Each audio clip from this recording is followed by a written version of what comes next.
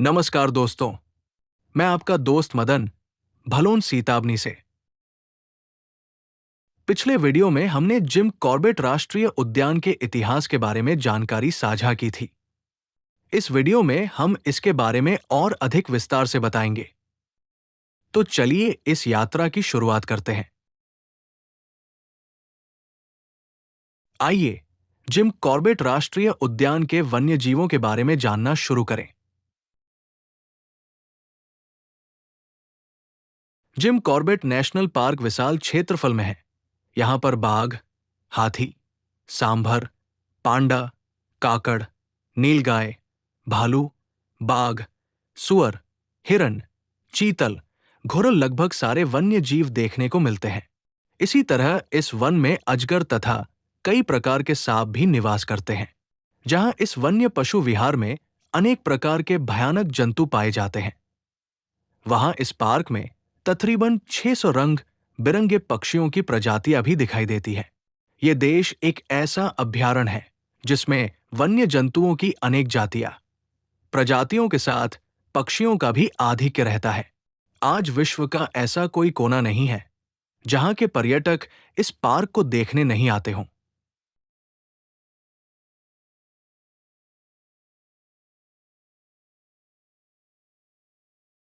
तो दोस्तों, मुझे उम्मीद है कि आपको वीडियो अब तक पसंद आया होगा। कृपया मेरे साथ बने रहें और इस वीडियो में आप जो नाइट ड्राइव देख रहे हैं, वो भी मैंने ही शूट की है। ये वीडियो सीताबानी जोन के पास शूट किया गया है। नाइट ड्राइव का आनंद लेते रहिए।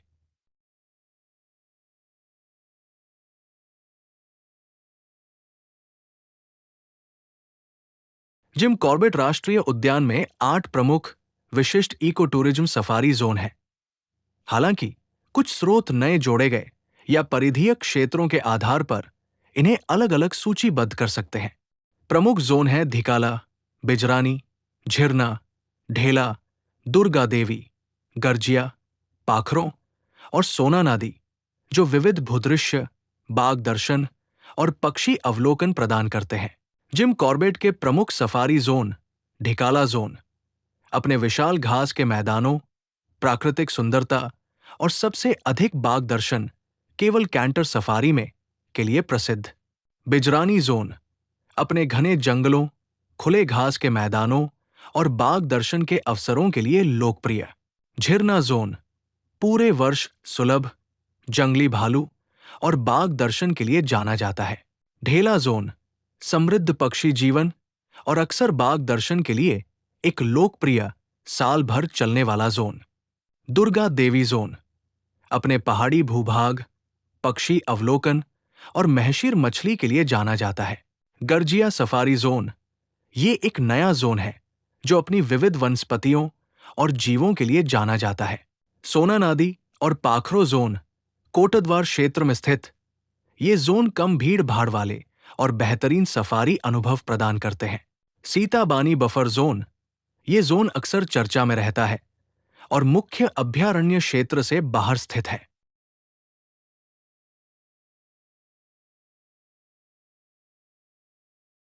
जिम कॉर्बेट राष्ट्रीय उद्यान के सफारी क्षेत्र आमतौर पर सुबह 5 से 6 बजे के बीच और दोपहर 1 से 3 बजे के बीच खुलते हैं, जो मौसम और क्षेत्र पर निर्भर करता है।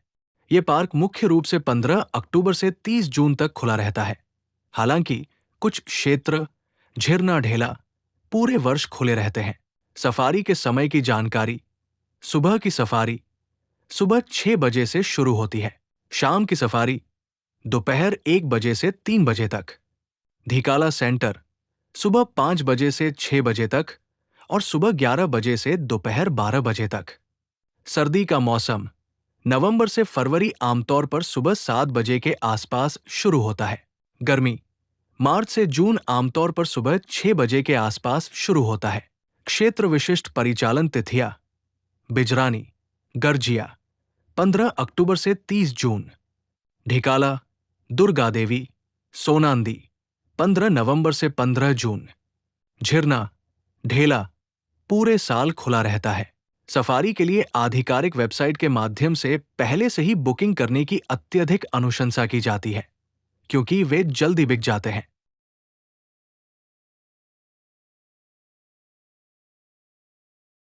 जिम कॉर्बेट नेशनल पार्क कब जाएं? जिम कॉर्बेट नेशनल पार्क जाने का बेस्ट समय नवंबर से जून के महीने के बीच है, क्योंकि इस दौरान पार्क टूरिस्ट के लिए खुला रहता है। लेकिन जैसे ही मॉनसून का सीजन आता है, जिम कॉर्बेट पार्क को बंद कर दिया जाता है। ऐसा इसलिए किया जाता है क्योंकि बारिश की वजह से पार्क के अंदर मौजूद रास्ता बारिश के पानी के साथ बह जाता है। मॉनसून खत्म होने के बाद फिर से मरम्मत का काम शुरू होता है, जो नवंबर महीने के आसपास पूरा हो पाता है। कैसे पहुंचे जिम कॉर्बेट नेशनल पार्क? वायुमार्ग। सबसे निकटतम हवाई अड्डा पंतनगर है, जो पार्क से लगभग 80 किलोमीटर की दूरी पर स्थित है। पंतनगर एयरपोर्ट दिल्ली से जुड़ा हुआ है। रेल मार्ग। जिम कॉर्बेट का नजदीकी रेलवे स्टेशन भी रामनगर ही है। दिल्ली से रामनगर के लिए सीधी ट्रेन भी चलती है। इसके अलावा आप चाहें तो दिल्ली से रेल मार्ग के जरिए हल्द्वानी या काठगोदाम पहुंच सकते हैं और वहां से टैक्सी के जरिए रामनगर या सीधे जिम कॉर्बेट नेशनल पार्क जा सकते हैं। सड़क मार्ग। Jim Corbett national park Delhi से करीब 260 किलोमीटर दूर है और कॉर्बेट के पास स्थित रामनगर यहां का प्रमुख शहर है। रामनगर उत्तराखंड के विभिन्न शहरों के साथ ही देश के दूसरे शहरों जैसे मुरादाबाद, बरेली और दिल्ली से भी सड़क मार्ग से जुड़ा हुआ है। दिल्ली, मुरादाबाद और हल्द्वानी से कई बसें चलती हैं जो रामनगर ले जाती है और रामनगर से महज 15 किलोमीटर दूर है कॉर्बेट नेशनल पार्क। अगर आप दिल्ली से सीधे सड़क मार्ग के जरिए जिम कॉर्बेट पहुंचना चाहते हैं तो आपको 5 से 6 घंटे का वक्त लगेगा। तो मेरे प्यारे दोस्तों, ये सब जिम कॉर्बेट नेशनल पार्क की जानकारी के बारे में था। जाने से पहले आइए हम सबने मिलकर जो सीखा है उसका सारांश देख लें। जिम कॉर्बेट राष्ट्रीय उद्यान के बारे में 20 महत्वपूर्ण तथ्य। एक जिम कॉर्बेट नेशनल पार्क की स्थापना 1936 में की गई थी। 2 ये पार्क 1973 में प्रोजेक्ट टाइगर के तहत पहला राष्ट्रीय उद्यान बना। 3 ये भारत का पहला और सबसे पुराना राष्ट्रीय उद्यान है। 4 इसका कुल क्षेत्रफल 520 वर्ग किलोमीटर है। 5 यहाँ बाघ, तेंदुआ, हाथी, हिरण और सरीसृपों की कई प्रजातियां पाई जाती हैं। 6 रामगंगा नदी पार्क के बीच से बहती है। 7 ढिकाला जोन बाघ दर्शन के लिए सबसे प्रसिद्ध है। 8 यहाँ पर पर्यटकों के लिए जीप सफारी और हाथी सफारी की सुविधाएं हैं। 9 पार्क में 600 से अधिक पक्षी प्रजातियां हैं। 10 यहाँ साल, शीशम और बांस जैसी वनस्पतियां पाई जाती हैं। 11 इसका नाम प्रसिद्ध शिकारी जिम कॉर्बेट के नाम पर रखा गया है। 12 पार्क को 5 जोनों में विभाजित किया गया है: बिजरानी, जिरना, ढिकाला, दुर्गादेवी और सोन नदी। 13 रामगंगा नदी पर बना रामगंगा बांध पार्क के पारिस्थितिकी तंत्र का महत्वपूर्ण हिस्सा है। 14 सर्दियों में बाघ और अन्य वन्यजीवों को देखने का सबसे अच्छा समय होता है। 15 दिल्ली से जिम कॉर्बेट नेशनल पार्क की दूरी लगभग 250 किलोमीटर है। 16 यहाँ के घने जंगलों और पहाड़ियों में ट्रेकिंग का अनुभव किया जा सकता है। 17 ये पार्क शांत और प्राकृतिक वातावरण के कारण शहर के शोरशराबे से दूर एक आदर्श स्थान है। 18 यहाँ आने वाले पर्यटकों से स्थानीय लोगों को रोजगार के अवसर मिलते हैं। 19 पार्क के आसपास पर्यटकों के लिए कई शानदार रिसॉर्ट्स और होटल उपलब्ध हैं। 20 पार्क में पर्यावरण संरक्षण पर जागरूकता फैलाने के लिए शैक्षिक कार्यक्रम आयोजित किए जाते हैं। तो दोस्तों, कृपया मुझे कमेंट सेक्शन में बताएं, क्या आपने कभी कॉर्बेट नेशनल पार्क का दौरा किया है या आप वहां जाना चाहते हैं? यदि हाँ, तो आपका अनुभव कैसा रहा?